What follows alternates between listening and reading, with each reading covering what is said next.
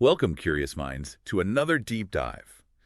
Today, we're plunging into the world of crafting business offers so incredibly compelling people actually feel, and this is a direct quote from our source, stupid saying no. Uh-huh. Yeah, it's a bold claim, isn't it? It really is. But the insights we're about to unpack, well, they genuinely deliver. As always, this deep dive is custom tailored for you, our listener. Our mission: to pull out the most potent nuggets of knowledge, help you get well-informed fast, and hopefully spark some of those aha moments. Those moments that can really shift your perspective, maybe even your whole business. Exactly. And our guide for this journey is Alex Hormozi's game-changing book, 100 Million Offers: How to Make Offers So Good People Feel Stupid Saying No. And this isn't just, theory. It's very much a battle-tested blueprint designed to help entrepreneurs turn ad dollars into real, sustainable profit. Right. To really set the stage, let's start with Alex Hormozi's personal story. Yeah. I mean, imagine this. Christmas Eve, 2016. Alex is basically at rock bottom. It sounds unbelievable when you hear it. It does. He owes a salesman $22,000, has only $1,036 left in his bank account. He had lost his investment from selling his gyms, living in his girlfriend's parents' kids' playroom, on the verge of bankruptcy. Just scraping by, truly. And then, just hours later, the $120,000 he was expecting from a deal, gone. Payment processor holds the funds. You'd think that's it. Game over. Yeah, most people would probably just give up at that point. But the very next month, January 2017, he pulls in $100,117 in sales. Wow. 12 months later, $1.5 million a month. Then $4.4 million a month a year after that. Crossing $120 million in sales within 24 months. It's almost unbelievable turnaround. It really is staggering. So what changed? Well, Alex credits this incredible rebound to three things. A girl who believed in me, a credit card, and a Grand Slam offer. Grand Slam offer, okay. So that leads us right to our core question for this deep dive. What exactly is a Grand Slam offer? And maybe more importantly, how can you create one for your own business? Yeah, how do you apply these principles? We're going to unpack the principles that fueled that transformation, focusing on making your products or services so valuable they become genuinely irresistible. Okay, so zooming out for a moment. Many businesses, maybe most businesses, find themselves grappling with two sort of core problems. Retire. Not enough clients and not enough cash. That excess profit at the end of the month just isn't there. Right. The thin margins problem. Exactly. And it's striking how most traditional business models, often designed by companies with huge funding, they inadvertently lead entrepreneurs to what Hormozi calls buying themselves a job. Buying yourself a job. That's a pretty stark observation. Can you elaborate on what that actually looks like beyond just the long hours? What's the unseen trap there? Absolutely. I mean, it's often the lack of leverage, right? There's this direct correlation between their time and their income. You're constantly trading hours for dollars. So when you stop working, the income stops too. Huh? And that trap means they can never truly scale beyond their own direct output. And that's precisely where this idea, the Grand Slam offer, comes in. Okay, so how does Hormozi define it? He defines it as an offer presented to the marketplace that cannot be compared to any other product or service available. It combines such extreme value pricing terms that prospects just see it as completely unparalleled. So the goal is? The ultimate goal, as he puts it, is to make people feel stupid saying no. Making it incomparable. Yeah. That feels like the key. Hormozi connects this to Jeff Bezos, right? Who talked about outsized returns coming from betting against conventional wisdom. Yeah, the baseball analogy. Exactly. Bezos likened it to baseball. Swing for the fences. You'll strike out a lot, sure, but you'll also hit some home runs. But here's the kicker. In baseball, a home run gets you, 4 runs max? Right.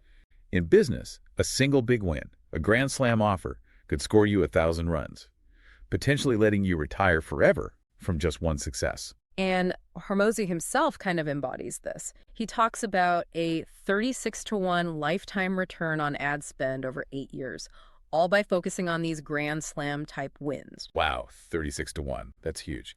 So let's make this concrete. Let's look at Hormozi's real-life Grand Slam offer money math example. Think about a lead gen agency. Okay. The old way, the commoditized way, might be charging, say, $1,000 down plus $1,000 a month retainer. Which often means you're losing money up front, right? Operating on those thin margins we talked about. It forces you into that race to the bottom. You're just one of many. Just another option. Exactly. But the real genius here is how a simple shift in the offer transforms the entire equation. It turns that low margin struggle into potentially a massive profit center. Okay, so what does the Grand Slam offer look like for that agency? So the same agency with a Grand Slam offer might say something like, look, pay one time, no recurring fee, no retainer, just cover the ad spend. Okay. I'll generate the leads and I'll work your leads for you. And you only pay me if people actually show up. Whoa, okay. Pay on performance. Right. Plus, I'll guarantee you get 20 people in your first month or you get your money back and I'll pay you $1,000 for wasting your time. That's bold. It is. And they even throw in extras like tested price points, sales recordings, things to help the client succeed. Now, this drastically different offer, it led to 2.5 times more responses, Okay.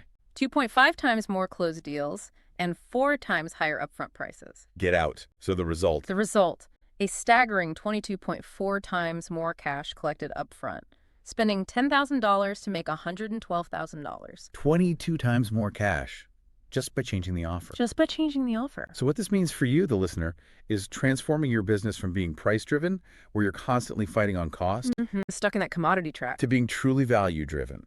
This lets you charge premium prices, acquire customers profitably, and gain incredible leverage.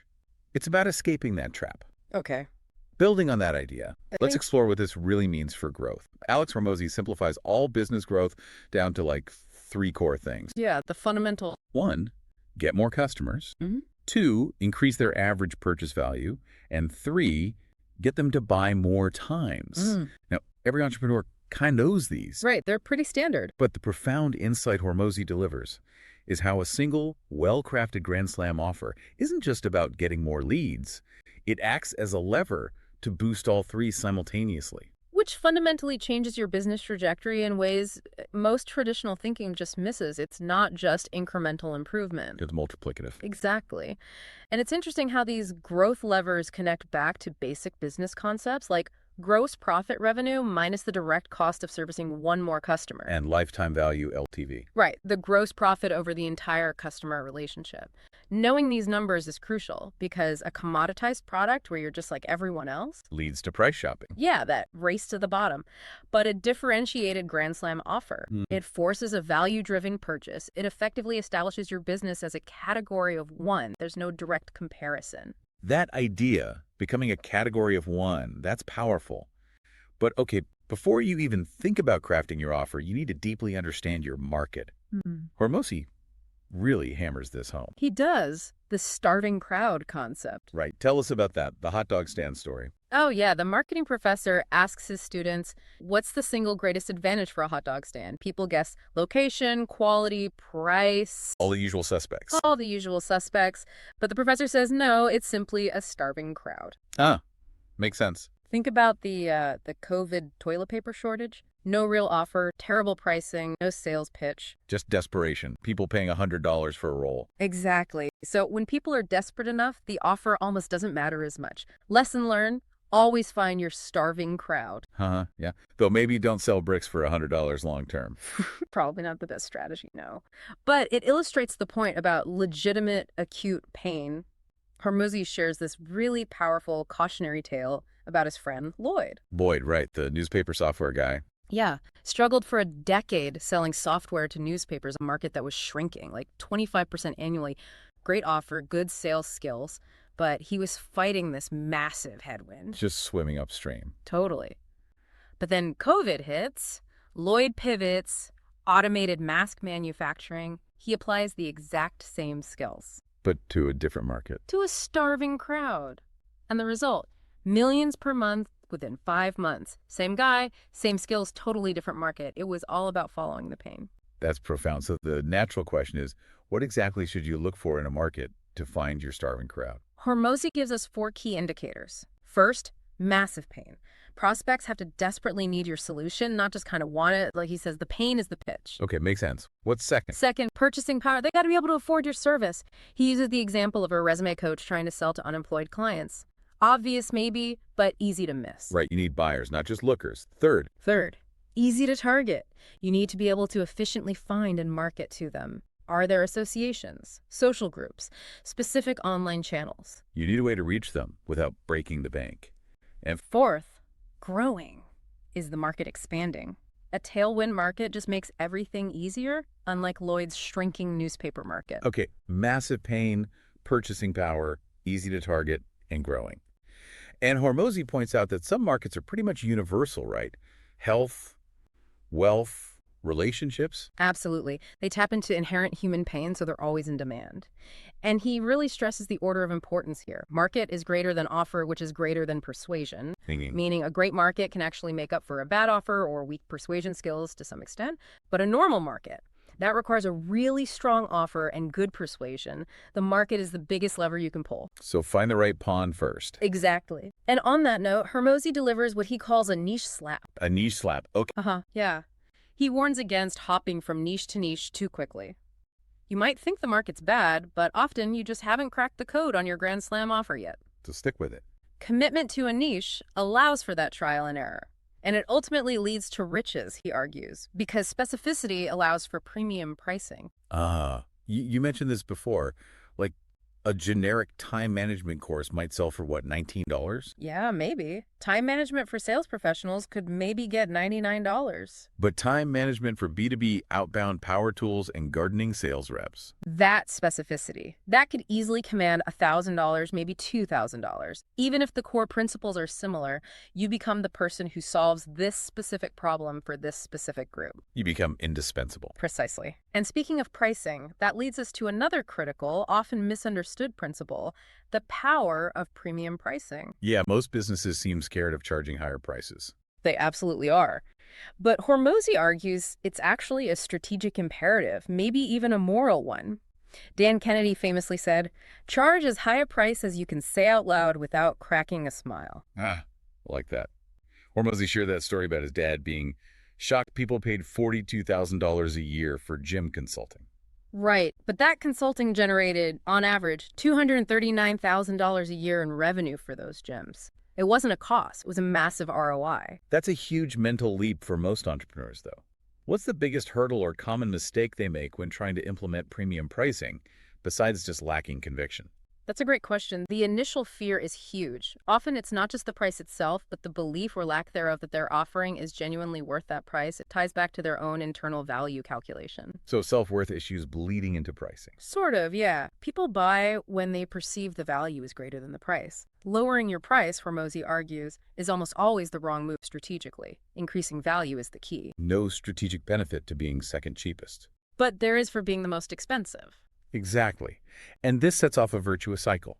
Lowering prices tends to decrease emotional investment from clients, lowers perceived value, often leads to worse results, attracts the worst clients, and crushes your margins. Whereas raising prices increases emotional investment, boosts perceived value, often leads to better client results because they're more committed, attracts the best clients, and multiplies your margins, which you can then reinvest into making the service even better.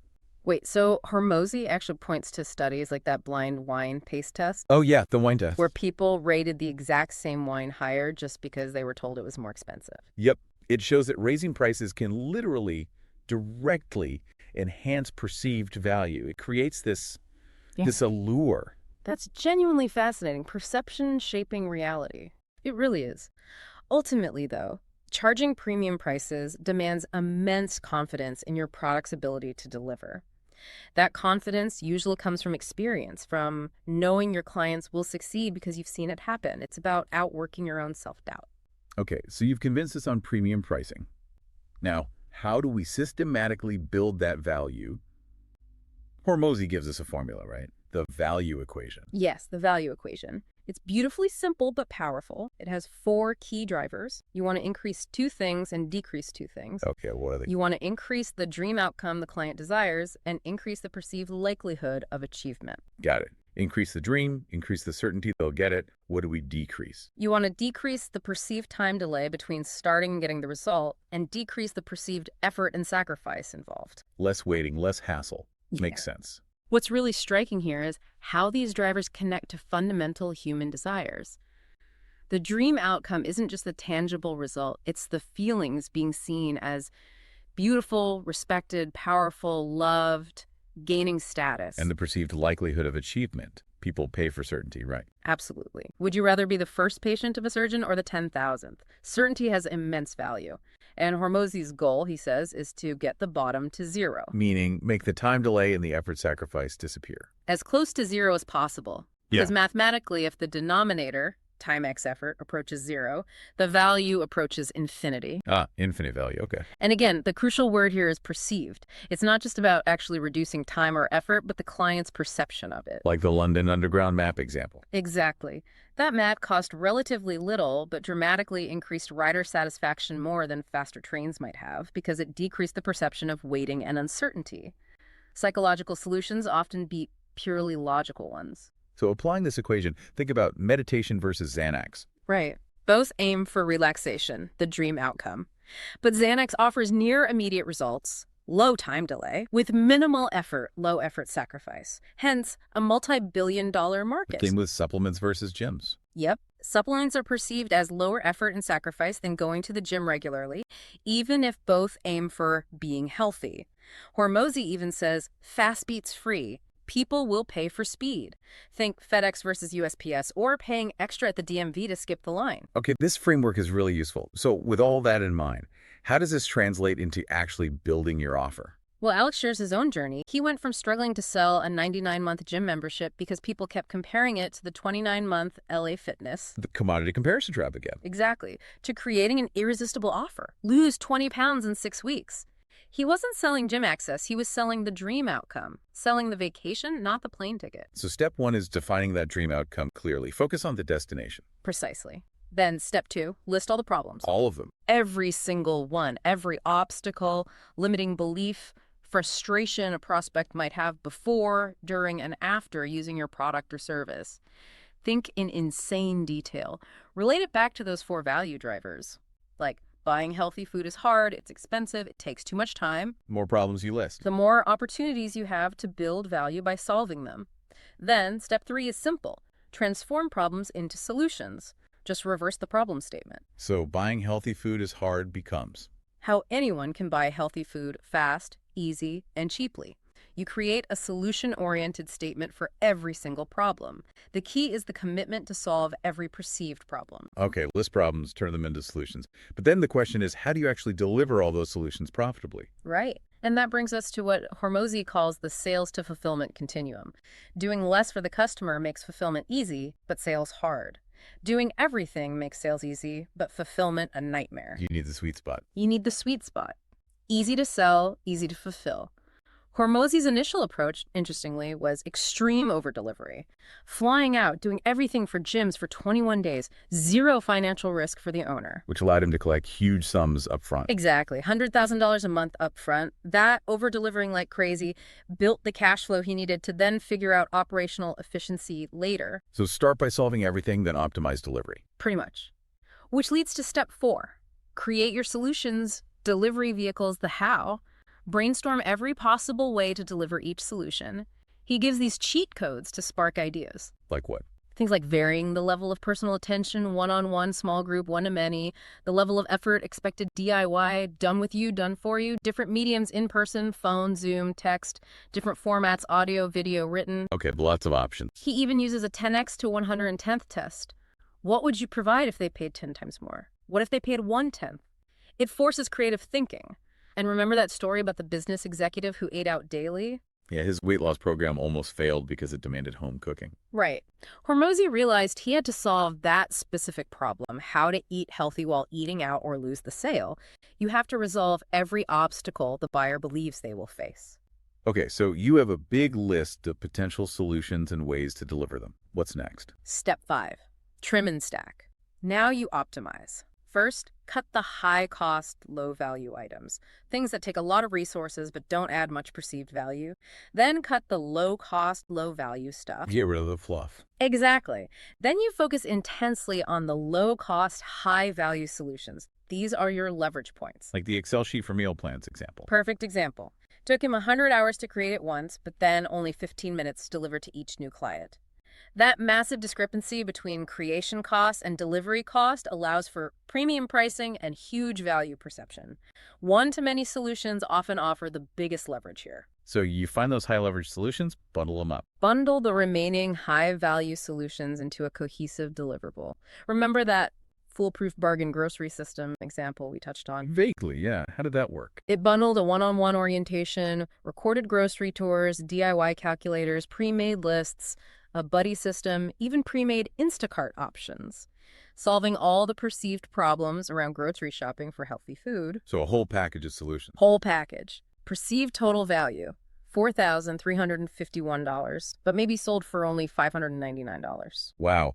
So the result is this incredibly valuable differentiated offer. That's essentially immune to price comparison. It forces prospects to make a value decision, not a price decision. You've created your own category. Okay, so you built this amazing core offer. Now, how do you really amplify its allure, take it to the next level? This is where the psychological levers come in. It's about managing desire. Hormozi talks about this delicate dance. Desire comes from not quite getting what you want. Interesting. Keep them wanting more. Sort of. He has a Hormozi law. The longer you delay the ask, the bigger the ask you can make. He used an example of selling a high-ticket workshop. Selling just 2 spots at $5,000 each created way more desire and urgency for the next workshop than selling 10 spots at $500 would have. Scarcity creates value. Exactly. Scarcity is the first big lever. It's a function of quantity, fixed supply, limited number. It triggers that fear of missing out, FOMO. How do you apply that ethically, especially for services? Good question. For physical products, it's easy, limited releases, like high-end fashion. For services, Hormozi suggests things like a total business cap. We only accept X clients total. Or a growth rate cap. We only onboard 5 new clients per week. Or a cohort cap. This class size is limited to X. So real limits based on capacity or strategy. Right. And he mentions that when you genuinely don't need the next sale because you have scarcity built in, it creates this incredibly attractive zero cares given vibe. Confidence. Okay, that's scarcity. Quantity. How do you add urgency? Because urgency is about time, right? A deadline. Precisely. Urgency is a function of time. As Hormozi puts it, deadlines drive decisions. So how do you create urgency? Several ways. Rolling cohorts. Our next group starts Monday, miss it and you wait. Rolling seasonal urgency. The New Year promo ends January 30th. Pricing or bonus-based urgency. This discount or bonus expires Friday. Or exploding opportunities. Think arbitrage or limited time job offers where the opportunity itself decays. The goal is simply to get people to take action now. Makes sense. Deadlines work. What about bonuses? But wait, there's more. Yeah, the classic infomercial technique, but it works for a reason. Bonuses add perceived value without you having to cut your core price. So how do you make bonuses effective? The mechanism is simple. Anchor the price firmly to your core offer first. Then stack on the bonuses, explaining the value of each one. The perceived value just keeps climbing. Are there keys to making bonuses good? Definitely. Hormozi says, always offer them. Give them cool, benefit-driven names. Explain how they solve a specific problem. Explain how you discovered or created them. Quantify the improvement faster, easier, less effort. Provide proof if possible. Paint a vivid picture. And crucially, ascribe a price tag to each bonus. So people see the monetary value they're getting free. Exactly. And tools or checklists are often better than more training because they represent less effort for the customer. Ideally, the total value of the bonuses should eclipse the value of the core offer itself. Wow, the bonuses should be worth more than the main thing. In perceived value, yes. You can even add scarcity or urgency to the bonuses themselves.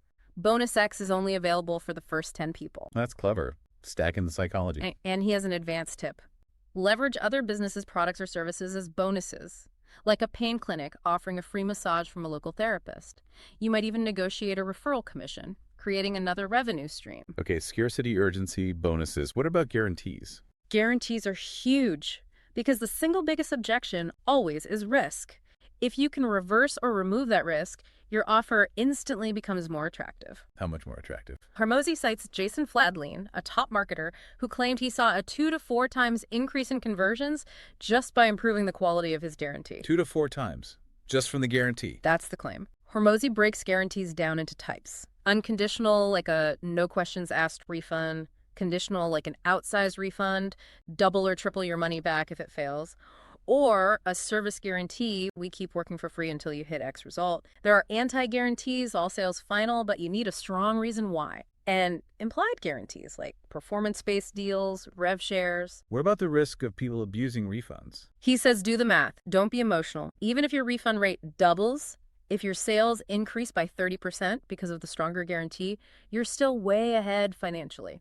So focus on the net gain. Exactly.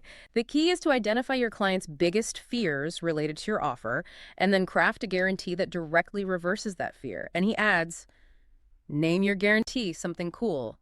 make it memorable. What kind of guarantee does he recommend starting with? He often recommends starting with service-based guarantees or performance partnerships, especially early on.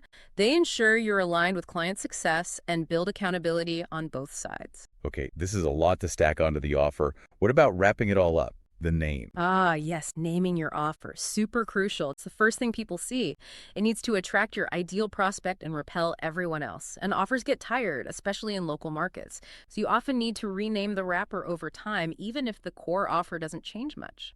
How do you come up with a good name? Is there a formula? There is. He gives us the MAGIC formula. Magic. Okay, what does that stand for? M is for a magnetic reason why, like free, 88% off, New Year sale, grand opening. A is for avatar, who is specifically for. B, cave dentists, Rolling Hills moms. Got it. G. G is for goal, what's the desired outcome? Pain-free, celebrity smile, double your profit. A is for interval, how long does it take? 4 hour, 21 day, 6 week. And C. C is for a container word, what kind of program is it? Challenge, blueprint, intensive, accelerator, deep dive. Magic. Magnetic reason why. Avatar, goal, interval, container word. Exactly. Mix and match those components. He also suggests shorter is often punchier, and consider rhyme or alliteration if it fits. So you use this formula to keep refreshing the offer's appeal when it starts to fatigue. Precisely. The strategy for offer fatigue is usually first, change the creative, ads, images, then the body copy, then the headline or wrapper, the magic name. Then maybe tweak the duration, the enhancers, bonuses, guarantees, and only as a last resort, the core monetization structure. Don't change the underlying machine unless you absolutely have to. Just change the paint job. Okay, let's unpack this. Wow, what a deep dive. We've covered so much. You've learned why just competing on price, that commoditization, is basically a trap. The race to the bottom. The undeniable power of finding that starving crowd. Why charging premium prices isn't just about money, but about value perception and client results. And how to actually quantify that value using the value equation. Increase the dream and certainty. Decrease the time and effort. We broke down the steps to build the offer.